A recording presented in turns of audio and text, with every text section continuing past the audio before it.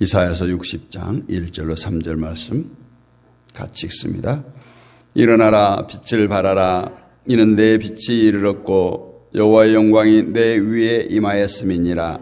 보라, 어둠이 땅을 덮을 것이며 캄캄함이 만민을 가리려니와 오직 여호와께서 내 위에 임하실 것이며 그의 영광이 내 위에 나타나리니 나라들은 내 빛으로 왕들은 비치는 내 광명으로 나오리라. 아멘. 빛을 발하라. 이런 제목으로 함께 은혜를 나눕니다. 부활 후 첫날 늘 부활의 소망으로 승리하는 우리 모두가 되기를 원합니다. 죄를 짓고 난 인간의 정신 속에는 하나님의 뜻과 복을 자신의 힘과 자신의 노력으로 실천하고 실현할 수 있다는 그런 의식으로 가득 차 있습니다. 이런 의식에서 나오는 구호들이 하면 된다. 소년이여 야망을 가져라. 세계는 넓고 할 일은 많다. 시련은 있대 실패는 없다. 이런 소위 적극적인 사고방식을 갖도록 우리 인간들을 망치를 하고 있습니다. 이러한 구호들은 우리가 마음만 먹으면 못할 일이 없다. 이런 의식으로 가득 차게 됩니다. 인간의 능력을 극대화하고 그 능력을 최대한 발휘하게 하므로 나약한 인간이 아닌 아주 강한 인간으로 존재하기를 요구합니다. 국가는 강한 자를 필요로 합니다. 나약한 자는 국력에 피해를 줄 뿐입니다. 강한 인간이 되기 위해서는 먼저 강인한 의식의 소유자가 되어야 된다. 그래서 나는 무엇이든 할 수 있다. 이러한 의식으로 두려움 없이 어떤 일이든 뛰어들 수 있는 자신감이 있어야 한다라고 말하고, 이것이 국가가 요구하는 인간상입니다. 이러한 요구 앞에, 이러한 세상적인 요구 앞에 하나님만 의지하자. 이것은 어쩌면 나약해 빠진 말이다. 이렇게 볼 수 있습니다. 우리는 그런 말 합니다. 하늘은 스스로 돕는 자를 돕는다. 하나님도 스스로 하고자 하는 자를 돕는 분이시지 하나님만 의지한다고 되는 일이 아니라는 거예요. 그래서 하나님을 믿는다고 하는 교회까지 이런 의식이 팽배해 있습니다. 하나님의 뜻을 우리의 힘으로 실현해 보자. 물론 듣기에 따라서 이 말이 더 믿음 있는 것처럼 들릴 수 있습니다. 가령 우리는 할 수 있다. 믿음으로 일어서서 하나님의 뜻을 실천하자. 이러한 말과 인간은 아무것도 할 수 없는 죄인이다. 그러므로 오직 예수 그리스도만 의지하고 하나님께 순종하자. 이 말과 어떤 것이 우리에게 힘이 됩니까? 아마 전자의 말일 것입니다. 그 이유는 우리 할 수 있다, 실천하자는 말 자체가 스스로 힘으로 살고자 하는 인간의 본성을 부추기고 있기 때문에 그렇습니다. 반면에 인간은 아무것도 할 수 없는 죄인이라는 말은 스스로가 포기하게 하는 말이기 때문에 불만이 될 수밖에 없다는 거예요. 이러한 불만에서 인간이 아무것도 할 수 없는 존재라면 하나님의 일은 과연 누가 하느냐? 이런 질문이 생겨나겠죠. 그러나 이처럼 인간으로 하여금 스스로 할 수 있다라고 하는 생각에 매이게 하는 것이 곧 사단의 일이라는 것을 우리는 기억해야 됩니다. 사단은 늘 우리 인간들에게 할 수 있어, 할 수 있어. 하나님의 도우심이 아니라도 너의 능력 정도라면 충분히 가능해. 이렇게 우리의 생각에 가둠으로써 상대적으로 하나님을 의지하고자 하는 그것들을 차단해버린다는 거예요. 그러나 하나님은 인간의 힘을 빌어서 하나님의 뜻을 실현하고자 하는 의도가 전혀 없다는 거예요. 하나님의 뜻을 세상에 실현한다는 것은 나의 뜻이 아니라 오직 하나님의 뜻만 앞세운다 이거예요. 그런데 자아를 사랑하는, 자신을 사랑하는 인간으로서 그러한 뜻을 포기하기는 심히 어렵습니다. 우리는 조그만 문제가 하나 생겨도 하나님의 뜻보다는 내 입장을 더 내세우고 내 가능성을 더 앞세웁니다. 그럼 우리가 어떻게 하나님의 뜻을 실현하겠습니까? 결국 인간이 실현하고자 하는 하나님의 뜻은 자기 뜻에 부합해야 그것이 하나님의 뜻으로 인정하는 거예요. 우기는 겁니다. 때문에 인간은 오히려 하나님의 뜻을 방해하고 있다라고 말할 수 있는 거죠. 그런데도 할 수 있다는 의식에서 벗어나지 못한 채 우리가 성경 말씀을 보기 때문에 모든 말씀들이 내가 믿고 순종하는 그런 말씀들로 보이지 않아요. 오늘 1절을 보면 일어나라 빛을 발하라 이 말씀도 그런 사고방식에 많이 우리가 이용하죠.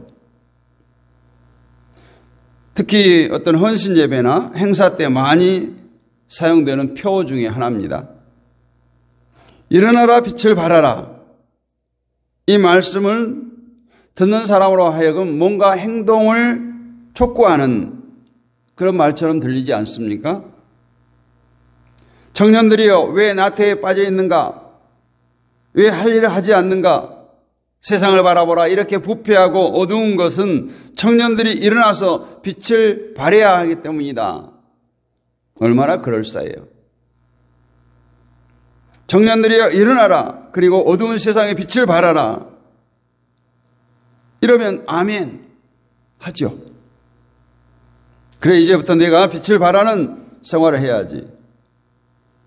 그러나 결국 행사는 행사로 그치고 다시금 옛날로 돌아가는 반복하는 그런 것들이 교회 안에서 비일비재하게 일어난다는 거예요.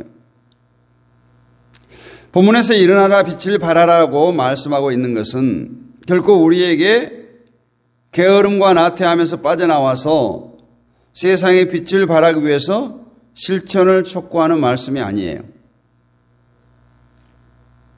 본문을 그런 식으로 이해하기에는 너무나 많은 문제점들이 있죠. 우리 인간은 하나님께서 일어나라고 명령한다고 해서 스스로 일어날 수 있는 능력을 가지고 있지도 못합니다. 성경은 인간에 대해서 죽었다라고 판단하고 있죠. 하나님께서 아담에게 선악을 알게 하는 나무의 실과를 먹으면 죽는다 이렇게 했어요. 하나님의 이 말씀은 선악과를 먹은 후에 인간의 상태가 어떻다는 것을 증명하는데 그것이 바로 죽음이라는 거예요. 그런데 아담이 선악과를 먹고 죽었나요? 죽지 않았어요. 이 죽음은 육신의 죽음을 의미하지 않아요. 육신의 죽음은 하나님이 인간을 징벌할 때 흙에서 왔으니 흙으로 돌아가라는 그런 말씀으로 시작됩니다. 그렇기 때문에 선악과를 먹으면 죽는다는 것은 육신의 죽음이 아니라 하나님과의 관계에서 죽음, 하나님과의 단절을 의미하는 거예요. 인간은 하나님의 형상으로 창조되었습니다. 하나님의 형상대로 창조된 인간은 하나님에 대한 감각을 가지고 살아갑니다. 겉모습뿐만 아니라 모든 지정의가 하나님 모습 그대로라는 거예요. 내가 아닌 하나님을 생각하고 하나님의 은혜를 앞세우면서 세상을 다스립니다. 한마디로 하나님 중심으로 사는 인간이다라는 뜻이 하나님의 형상대로 지음받았다라는 의미예요. 그러나 선악과를 먹은 인간은 이제 하나님 중심의 삶에서 자기 중심의 삶으로 바꿔버립니다. 하나님의 형상이 파괴되어 버린 인간은 하나님의 형상대로 살아갈 수 없고 스스로 하나님의 은혜를 생각하고 살아가지 못합니다. 하나님에 대한 감각이, 형상이 파괴되었어요. 이것은 곧 하나님과의 단절이고 이 단절은 곧 하나님의 생명으로부터 단절이기 때문에 이것을 가리켜서 죽음이라고 말하는 거예요. 죽어 있는 인간, 이것을 다른 말로 자기밖에 모르는 자기 중심의 인간이라고 말할 수 있어요. 이런 인간이 스스로 자기를 벗어버리고 하나님을 바라볼 수 있겠습니까? 인간에게는 하나님의 뜻을 실천할 수 있는 능력이 없어요. 그 이유는 앞서 말씀드린 대로 하나님에 대한 감각이, 하나님의 형상이 이미 파괴되었기 때문에 그렇습니다. 따라서 이미 죽어있는 인간에게 일어나라! 외친다고 해서 스스로 일어날 수 있는 인간은 없다라는 거예요. 또 빛을 발하라고 하는데 빛을 발하기 위해서는 내가 곧 빛이 되어야 되겠죠. 그래서 교회에서도 빛으로 살아라 이렇게 하지만 교회에서 말하는 빛의 수준은 단지 이웃을 돕고 착한 행실을 하는 정도예요. 그러나 그런 수준은 교회가 아닌 세상에서도 얼마든지 찾아볼 수 있어요. 그 정도의 수준의 빛으로 세상이 변화된다면 아마 이 세상이 이미 예전에 변화되었겠죠. 따라서 본문의 말씀을 우리에게 세상의 빛이 되어서 살아갈 것을 촉구하는 말씀으로 이해하는 것은 잘못된 것이다 라고 말을 하게 됩니다. 그러면 오늘 본문의 의미가 무엇일까? 본문을 이해하기 위해서는 다시 이사야 59장으로 돌아가 볼 필요가 있어요. 59장에서는 말하기를 하나님과 우리 사이가 가려져 있는 것은 죄 때문이다. 2절에서 이렇게 말합니다. 그리고 이 세상 온통 죄로 가득 찬 어둠의 세상이라고 9절에서 10절에서 말합니다. 그러한 세상에 구속자가 오시는데 구속자의 할 일은 행위대로 갚으시고 대적에게 분노하고 원수에게 보응하시는 것이라고 18절에서 말씀합니다. 그러나 그 속에서 구속자에게 임하는 자가 있는데 그들은 시온이고 야곱의 죄과에서 떠난 자라고 20절에서 말합니다. 즉 자기 죄를 알고 회개하고 죄를 미워하는 삶을 살아가는 자에게 구속자가 임한다는 거예요. 그런데 그 모든 것들도 내가 그렇게 되고 싶다고 되어지는 것이 아니라 우리는 오직 구속자에 의해서 그 일을 이루신다라고 하는 것이요. 그래서 그 일을 이루시기 위해서 예수님이 오신 것입니다. 예수라는 이름, 그 뜻은 자기 백성을 죄에서 구원하실 자라는 뜻입니다. 자기 백성을 죄에서 떠나게 하기 위해서 예수님이 오신 거예요. 그리고 그 일을 위해서 예수님이 하신 일은 이 세상에서 모든 죄악을 드러나게 한 겁니다. 예수님에 의해서 드러난 죄가 뭡니까? 이사야 59장에 나온 대로 손에 피를 묻히고 공의가 없고 진리가 없고 험한 것을 의뢰하고 거짓을 말하고 악독을 바라고 죄악을 생산하는 것. 예수님은 자기 뜻이 아닌 하나님의 뜻에 철저하게 복종하셨어요. 또 강자가 아닌 약자의 편에 서셨어요. 또한 죄인들을 가까이 하심으로 온갖 박해를 받았어요. 그러나 예수님은 그러한 일들을 행함으로 세상의 죄가 무엇인가를 이렇게 드러나게 하셨다는 거예요. 이것이 빛으로 오신 예수님의 사역이었습니다. 요한복음 1장 4절로 5절 보면 그 안에 생명이 있었으니 이 생명은 사람들의 빛이라 빛이 어둠에 빛이 돼 어둠이 깨닫지 못하더라. 빛이 어둠의 세상에 온 것은 세상을 빛으로 가득 찬 아름다운 땅으로 만들기 위해서가 아니라 어두움을 드러내기 위해서.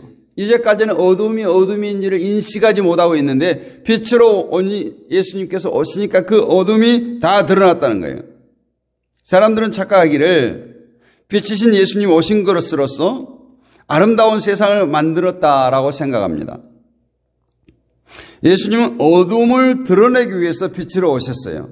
그렇기 때문에 오늘 1절 일어나라 빛을 발하라 이는 내 빛이 이르렀고 여호와의 영광이 내 위에 임하였음이니라 이렇게 말씀하는 것도 장사 예수님이 빛으로 오셔서 세상의 어둠을 드러내시고 여호와의 영광을 높이실 것을 미리 이사야 선지자를 통해서 예언하고 있는 말씀이다. 이렇게 이해되기를 바랍니다. 2절에 보면 보라 어둠이 땅을 덮을 것이며 캄캄함이 만민을 가리려니와 오직 여호와께서 내 위에 임하실 것이며 그의 영광이 내 위에 나타나리니. 어둡고 캄캄한 세상에 빛이 옴으로써 여호와의 영광이 드러난다라는 뜻이에요. 그런데 빛이 온다고 해서 어둠이 자신의 어둠의 모습을 깨닫게 되는 것이 아니라는 것을 요한복음에서 말합니다. 빛이 어둠을 비치되 어둠이 깨닫지 못하더라. 이렇게 인간은 죄로 강팍해져 있다는 거예요. 따라서 우리에게 중요한 것은 내가 빛을 바라는 것이 아니라 빛이신 예수님을 통해서 내가 어둠이라는 것을 깨닫고 사는 거예요. 우리가 곧 어둠이에요. 우리가 이걸 알아야 돼요. 내가 곧 어둠이었다라는 자신의 실체를 아는 자가 바로 그리스도인이고 예수님을 만난 자예요. 우리가 신앙생활하는 사람은 너나 할 것 없이 예수님을 만나고 싶어 합니다. 그러나 그들이 체험하고 싶어하는 예수님과 만남은 신비한 현상을 기대하는 욕구에서 나온 것들이에요. 예수님은 하늘에 계시는 하나님이시기 때문에 그런 분을 만나는 것도 역시 신비한 기적 같은 체험을 통해서 만날 거라고 상상합니다. 결국 예수님과 만남을 통해서 자신이 하나님을 아는 자로 살아가기보다는 신비한 이적을 체험하고 싶어하는 탐욕에 지나지 않는다는 거예요. 이러한 탐욕으로 살기 때문에 꿈속에서 흰옷을 입은 사람만 만나도 나는 예수님을 만났다라고 단정하고 있는 말 없는 말 다 보태서 간증을 합니다. 또 어떤 사람은 자기가 눈에 넘어진 자국에서 예수님의 얼굴을 봤다라고 합니다. 그리고 사진을 찍어서 배포하기도 합니다. 또 어떤 사람은 이상한 구름의 변화를 보고 그 사진을 찍어서 예수님을 보았다라고 말하기도 합니다. 그러나 진심으로 빛으로 오신 예수님을 만난 자는 어떤 신비한 현상을 체험한 사람이 아니에요. 예수님을 만난 자는 내가 곧 어둠이고 내가 곧 죄인이고 내가 곧 죽은 자라는 것을 깨닫는 자예요. 이러한 자가 예수님을 만난 자예요. 이것이 곧 빛이 되시는 예수님을 만난 자의 특징이에요. 빛을 만나기 때문에 어둠이 무엇인가를 깨닫게 되고 빛으로 오신 예수님을 만나기 때문에 내가 죄인임을 깨닫게 되는 것입니다. 그런데 오늘날 빛이 되신 예수님을 믿는다고 교회들이 빛에 대해서 무지해요. 그저 좋은 일 하면 그것을 빛으로 여깁니다. 그러나 빛은 세상의 어둠이라는 것을 드러내는 거예요. 그 어둠의 세상을 심판하시고 있다 말겠다는 것을 보여줍니다. 이 빛을 모르기 때문에 교회 안에서도 어둠에 지나지 않는 것을 가지고 서로 다투고 싸워요. 교회 안에서 왜 다툼이 일어납니까? 하나님 때문에 다툼이 일어나나요? 예수님 때문에 다툼이 일어나요? 인간들의 욕심 때문에 다투지 않습니까? 빛을 모르기 때문에 그 어두운 것을 가지고 아웅다웅하는 거예요. 구속자가 시온에 임하고 야곱의 지역과 중에 떠난 자에게 임한다라고 말합니다. 그리고 오늘 본문에서 일어나라 빛을 발하라고 말합니다. 이 말씀대로 하면 모든 사람에게 빛이 임한다는 것이 아닌 것을 알 수가 있죠. 죄가에서 떠난 자에게 빛이 임한다는 거예요. 에베소서 5장 14절 보면 그러므로 이르시기를 잠자는 자여 깨어서 죽은 자 가운데서 일어나라. 그리스도께서 내게 비치시리라 하셨느니라. 이 말씀은 빛이 임한 자는 내가 바로 죽은 자였고 잠자는 자였다는 것을 알게 되는 자라는 거예요. 내가 그동안 열심히 교회를 다니고 교회에서도 신앙적인 행위를 많이 한 것 때문에 나는 깨어 있었고 나는 살아있는 자다라고 생각했는데 예수 그리스도의 빛이 내게 임하고 보니까 내가 바로 죽은 자였다는 거예요. 내가 바로 어둠에 있었던 자였다는 거예요. 이것을 아는 것, 이것을 깨닫는 자가 바로 빛으로 임한 자예요. 그리고 이 빛은 오직 자기 백성에게만 임하게 될 것이라고 선지자는 말합니다. 우리가 성경을 읽으면서도 성경을 무시할 때가 많습니다. 그 중에 하나가 나는 죄인이다, 나는 죽은 자다. 이것을 무시하고 성경을 보는 거예요. 사람이 교회에서 믿음이 있는 사람으로 칭찬을 받고 또 사회에서 인정받고 참 저 사람 좋다, 인격도 좋고 착하다, 높임을 받을 때 내가 죽은 자임을 잊어버립니다. 이것이 성경을 무시하는 거예요. 나는 어둠이 아니라고 생각하는데 내가 이미 빛으로 산다고 생각하는데 이런 사람들이 빛을 필요로 하겠습니까? 그래서 이들에게 예수님은 나의 어둠의 상태를 드러내기 위해서 오신 분이 아니다. 다만 나를 천국에 보내기 위해서 오신 분이고 훌륭한 분으로만 인식한다는 거예요. 빛이 임한 자가 빛의 세계에서 살아갈 수 있어요. 빛이 임한 자는 과거에 내가 붙들고 있었고 의지하고 사랑했던 그 모든 것은 다 어두움이었다라는 것을 깨닫게 됩니다. 그럴 때 그 사람은 빛으로 살아갈 수 있어요. 빛이 되었다가라는 것이 아니라 빛을 알았기 때문에 어두움이 무엇인가를 드러낸 사람으로 살게 되었다라는 겁니다. 19절, 20절 멀리 지나서 다시 보면 다시는 낮에 해가 내 빛이 되지 아니하며 달도 내게 빛을 비추지 아니할 것이요 오직 여호와가 내게 영영한 빛이 되며 내 하나님이 내 영광이 되리니 다시는 내 해가 지지 아니하며 내 달이 물러가지 아니할 것은 여호와가 내 영영한 빛이 되고 내 슬픔의 날이 마칠 것임이라.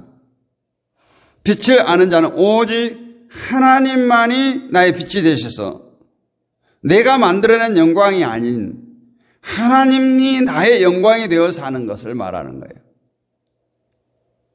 그런데 어둠의 세상에서 이러한 사람들을 찾아보기 힘듭니다. 모두가 어둠을 붙들고 살면서 어둠에 속해 살면서 자신은 빛의 자녀라고 빛에 살다고 착각하고 있다는 거예요. 이 세상은 모든 것이 어둠이에요.